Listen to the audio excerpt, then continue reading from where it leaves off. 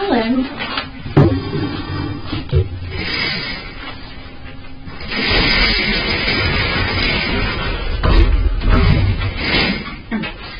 video is going to cover what a head-to-toe assessment looks like for Skills Lab and the Simulation Center.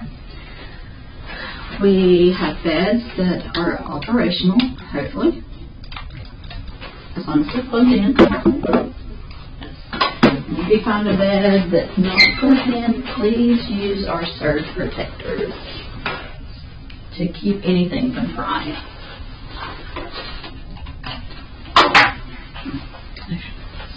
Let's try it now.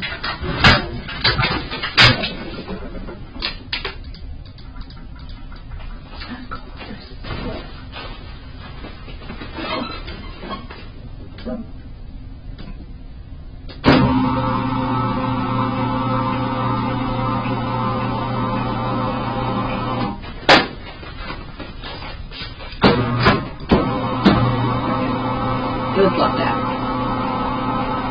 So our beds are operational.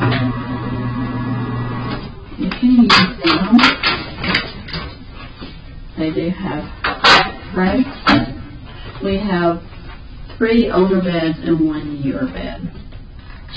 So just keep that in mind. The operation on the newer bed looks a little bit different. But they're all operational in simulation. So if you are doing a head-to-toe assessment in simulation, you do have gloves over here. We're currently in simulation room 5. You have towel dispenser right next to the sink. You have soap, running water, and we have hand sanitizer in this room. Do your hand sanitation over how you would to get ready to do a head-to-toe assessment on your simulated participant.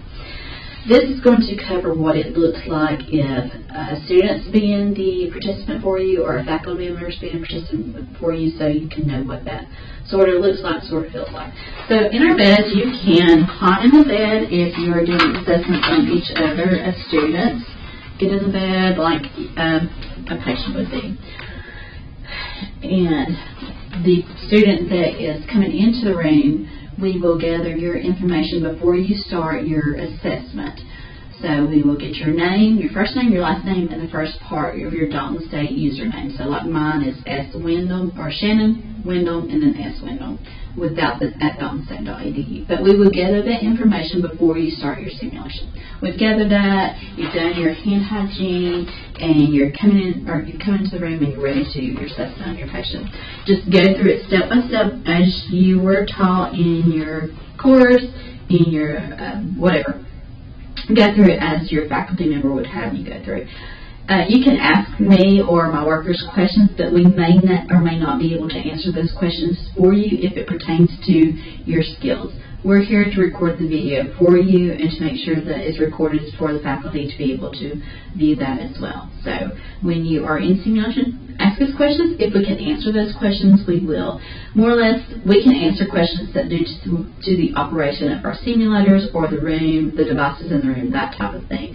As far as how to do your skills in simulation, we probably can't answer that for you. But come in, you're not going to actually have a ID band, but if you're the patient in the room, just pretend like you have one. The person coming in to do your assessment, verify who the patient is and all that. And then just the head-to-toe assessment over how you would do it in simulation. We do have nurse call-outs. They're currently not operational, but you do have that to give to your patient. We do have operational air oxygen devices and usually suction devices as well along the wall, along with a clock. Each of your sessions will probably run about no longer than 15 minutes. The cutoff is 15 minutes. That allows to make sure each student has time to complete their skills assessment in simulation. For the head-to-toe assessment, you really won't need any other devices. We do have trash cans in the room. We do have linen carts in the room should you need it. And yeah, that's pretty much it for doing your head-to-toe assessment. Whatever you assess with your patient, that is what you get. We are not running the vital sign monitor whenever we have a live patient in the room. If you are doing a simulation and you need in your simulation, if you're doing a simulation as opposed to skills lab. Skills, you just do your assessment, that's what it is. When you are in simulation and you've done your assessment with your patient, if you get the pulse, and we need you to know that the pulse is something else other than what you got with your patient, go through the steps of obtaining the pulse, and you can't even say out loud what the pulse was. If it's supposed to be different, we will hand you a card. But for the purposes of skills lab, that necessarily won't happen. It's just whatever you get with your patient is what you get for the skills. And that's pretty much it. If you have any questions when you get to the simulation center about how the room operates or questions about the video system, please feel free to ask. And like I said, if we can answer the questions for you, we will. Okay? I hope this helps you complete your skills lab in simulation. Thank you. Bye.